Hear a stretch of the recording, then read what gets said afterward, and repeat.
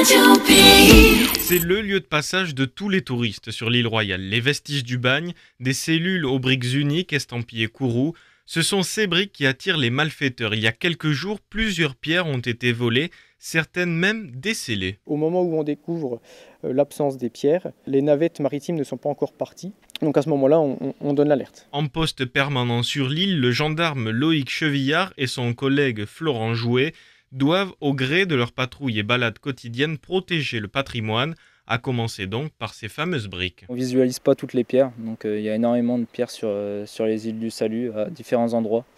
On a quelques pierres référencées à différents endroits qui nous permettent de garder un œil sur les mouvements.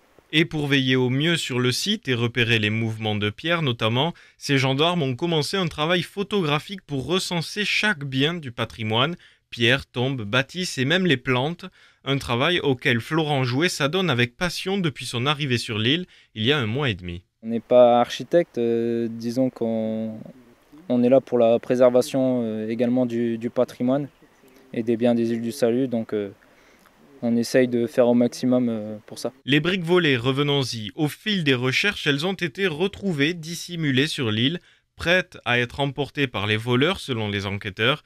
Elles ont été récupérées et comme il est impossible de les recéler, elles ont été mises en sécurité par les gendarmes. Le chef d'escadron Arnaud Amestoy de Kourou ne se fait pas d'illusions sur le mobile des voleurs. C'est un aspect financier, bien évidemment. On sait que ces pierres valent de l'argent au niveau du marché noir ou sur les différents sites où on peut les vendre.